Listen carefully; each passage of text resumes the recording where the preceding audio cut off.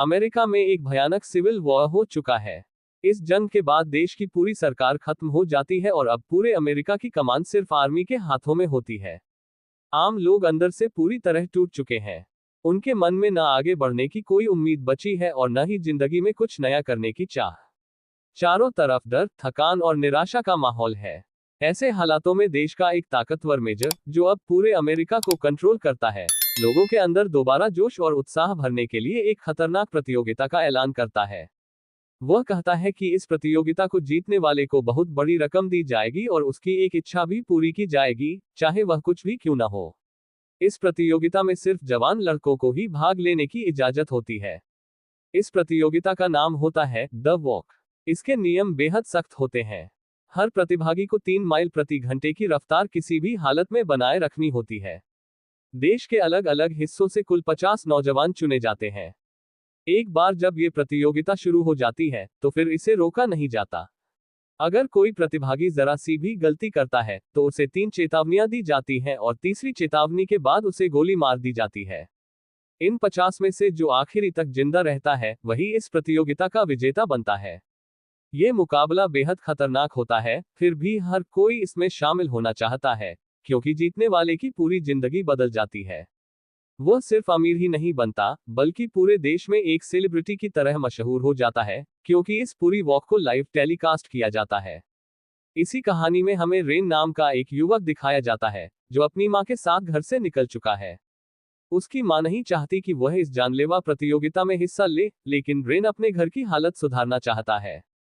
उसके पिता की पहले ही मौत हो चुकी है और अब घर की सारी जिम्मेदारी उसकी मां पर है।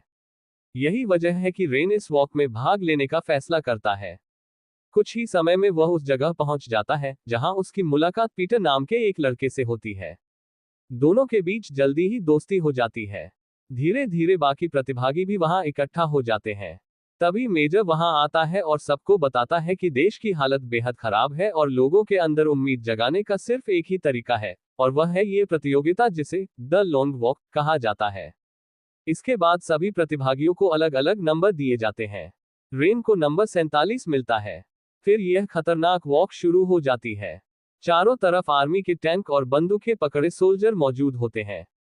नियम साफ होता है, 3 चेतावनियों के बाद किसी भी प्रतिभागी को मार दिया जाएगा। वॉक शुरू होने के कुछ ही समय बाद सबसे छोटा प्रतिभागी, जिसका नंबर 7 होता है, लड़खड़ाने लगता है। रेन उसे हिम्मत देता है और कहता है कि वह चल सकता है, बस खुद पर भरोसा रखना होगा। पीटर भी उसे समझाने की कोशिश करता है, लेकिन अब वह आगे चलने की हालत में नहीं होता और वहीं गिर जाता है। सोल्जर उसे 3 बार चेतावनी देते हैं, लेकिन जब वह उठ नहीं पाता, तो उसे गोली मार दी जाती है। उस बच्चे की मौत देखकर रेन बुरी तरह घबरा जाता है।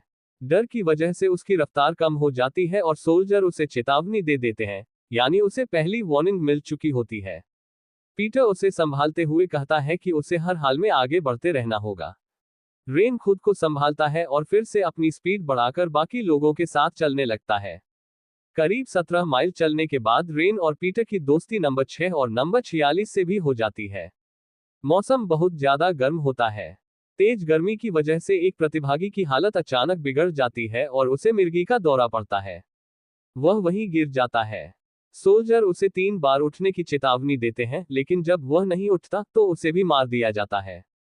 सभी प्रतिभागी उसके लिए दुख महसूस करते हैं, लेकिन वहीं एक प्रतिभागी, जिसका नंबर 5 होता है, इस मौत से खुश नजर आता है। वह दूसरों को ताने मारने लगता है और एक लड़के की मां के बारे में उल्टा सीधा बोल देता है। ये बात वह लड़का सहन नहीं कर पाता और गुस्से में आकर नंबर 5 पर हमला कर देता है। नंबर 5 उसे धक्का देकर सड़क पर गिरा देता है। उसी वक्त सोल्जर वहां पहुंच जाते हैं और उसे उठने के लिए कहते हैं। 3 बार चेतावनी देने के बाद भी जब वह नहीं उठता, तो उसे भी गोली मार दी जाती है। नंबर 5 को अपने किए पर जरा भी अफसोस नहीं होता। उसके दिमाग में अब सिर्फ एक ही चीज घूम रही होती है, इस वॉक को जीतना। समय बीतता जा रहा है और सभी को चलते चलते कई घंटे हो चुके हैं। अब पूरा दिन निकल चुका होता है और अंधेरा छा जाता है। रात होते ही थकान और नींद दोनों ही सब पर हावी होने लगती है। कई लोग चलते चलते झपकियां लेने लगते हैं, लेकिन यहाँ एक पल के लिए भी रुकना मौत को दावत देने जैसा है। रे भी अब बुरी तरह थक चुका होता है।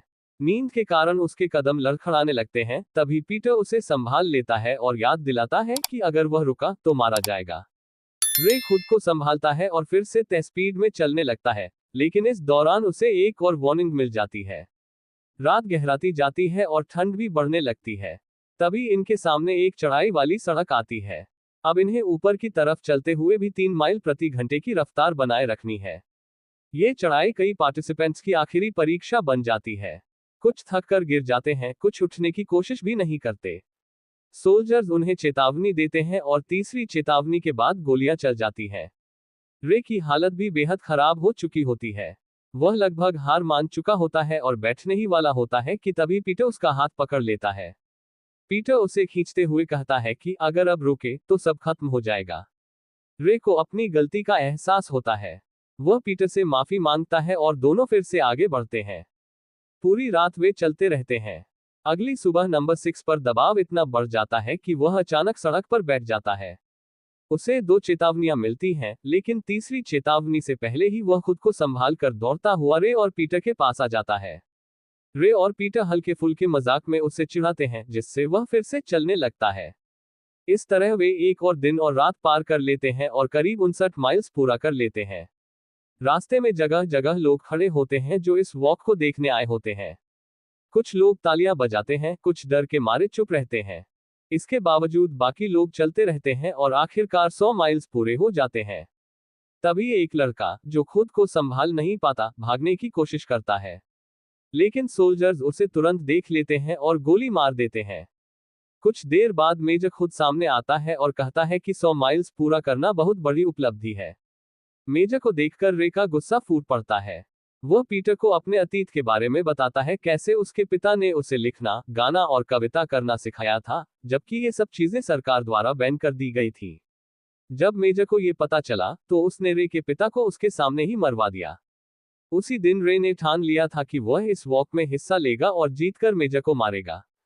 वॉक के दौरान सभी को खाने पीने की चीजें दी जाती हैं ताकि उनकी एनर्जी बनी रहे। दिन बीतते जाते हैं और अब वे 170 माइल्स पार कर चुके होते हैं। शारीरिक और मानसिक थकान अपने चरम पर होती है। एक पार्टिसिपेंट का दिमागी संतुलन बिगड़ जाता है और वह टैंक के पास चला जाता है। सोल्जर्स उसे मार देते हैं।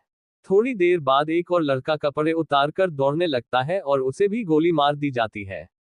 अब वे करीब 200 माइल्स पार कर चुके होते हैं। तभी बिली रे को बताता है कि नंबर 46 अब ज्यादा देर नहीं चल पाएगा।